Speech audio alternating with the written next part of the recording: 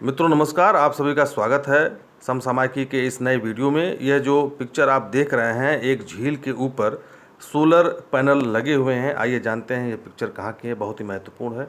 Tata power ने केरल में शुरू की भारत की सबसे बड़ी फ्लोटिंग परियोजना, फ्लोटिंग सोलर परियोजना। तो फ्लोटिंग सोलर परियोजना वहाँ पर लगाई जाती है, यह पानी के ऊपर होता है, ठीक है।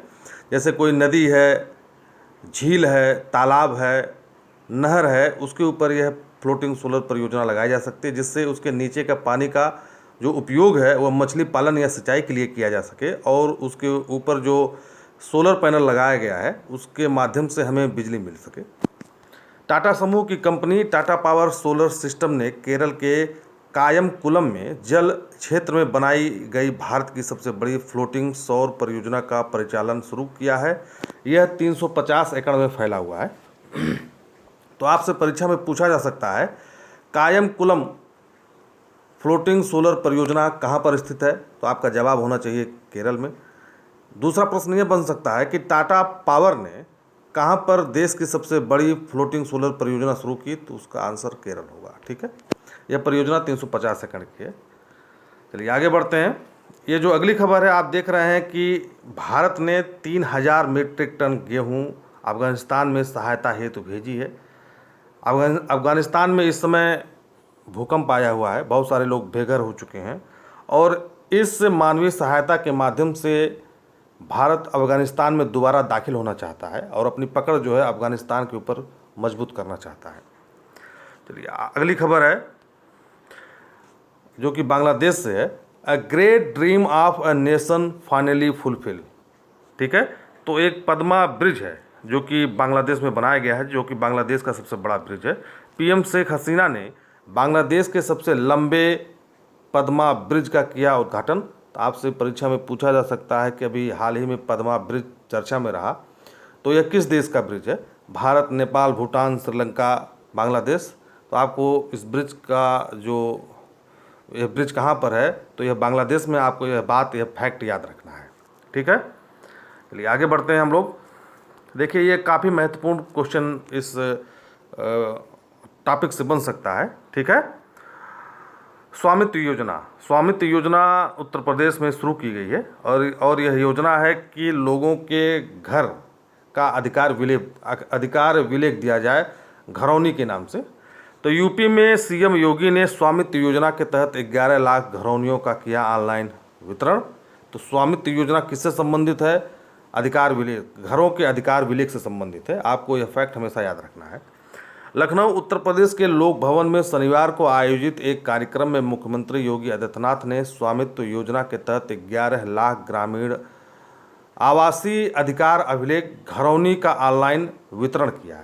इस दौरान मुख्यमंत्री ने कहा कि घरौनी वितरण से संपत्ति संबंधी विवादों पर विराम लगेगा और लोग प्रमाणित दस्तावेज से बैंक से कर्ज ले सकेंगे, जो कि होम लोन जैसे बैंक देता है, होम लोन घरौनी कागज के आधार पर, घरौनी अभिलेख या दस्तावेज के आधार पर आप होम लोन के लिए अप्लाई भी कर सकते हैं।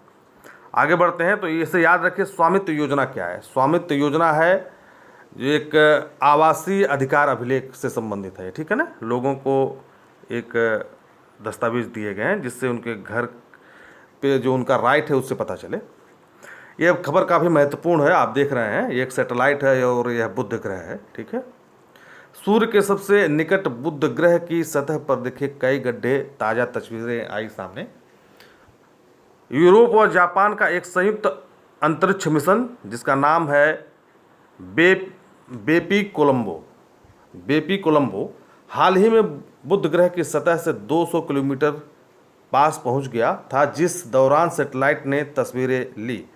बेपी कोलंबो टीम के अनुसार सूर्य उदय होने पर ग्रह की सतह पर कई गड्ढे दिखाई दिए। वह तस्वीरों में बुध पर 1550 किलोमीटर चौड़ा कैलोसिन बेसिन दिखाई दिया। तो आपसे परीक्षा में पूछा जा सकता है कि बेपी कोलंबो जो अभी चर्चा में आया है किससे संबंधित है? तो यह एक अंतरिक्ष मिशन है। तो बेपी कोलंबो अंतरिक्ष अभियान मिशन किन देशों के बीच है? तो यूरोप और जापान के बीच है। तीसरा प्रश्न आपसे यहाँ से पूछा जा सकता है, कैलोसिर कैलोरिस बेसिन, यहाँ पे देखिए, सॉरी, कैलोरिस बेसिन कहाँ पर है? तो यह बुध ग्रह पर है। ठीक है, आपसे प्रश्न पूछे जा सकते हैं परीक्षा में, इसे याद रखिए। फिगर के माध्यम से, फोटो के माध्यम से देख करके आप याद रखिए। चैनल को लाइक शेयर सब्सक्राइब जरूर करिए। देखिए, एक अमेरिका में एक नया विवाद पैदा हो गया है सुप्रीम कोर्ट के द्वारा। अमेरिका के क्या है, अबार्सन का अधिकार देने वाला फैसला, जिससे सुप्रीम कोर्ट ने पलट दिया। ठीक है ना, तो सुप्रीम कोर्ट ने जो है अधिकार देने वाले फैसलों को पलट दिया है। रो बनाम वेड का केस याद रखिए, आपसे परीक्षा में पूछा जा सकता है रो बनाम वेड का केस किस देश से संबंधित है और किससे संबंधित है? गर्भपात से संबंधित है यह कानून। ठीक है ना, तो इस चीज़ को आप याद रखिए। अमेरिका सुप्रीम कोर्ट ने महिलाओं को अबार्सन का अधिकार देने वाले करीब 50 साल पुराने रो बनाम वेड फैसले को पलट दिया। बकौल कोर्ट, संविधान अबार्सन का अधिकार नहीं देता। रो बनाम वेड फैसला 1973 में टेक्सास की एक अविवाहित महिला की याचिका पर आया था, जो तीसरी बार मां नहीं बनना चाहती थी और अबार्सन कराना चाहती थी। आशा है कि यह वीडियो आप लोगों को पसंद आया होगा। आप लोग हमारे चैनल को लाइक शेयर और सब्सक्राइब करेंगे, और वीडियो देखने के लिए आप लोगों को बहुत बहुत आभार, धन्यवाद।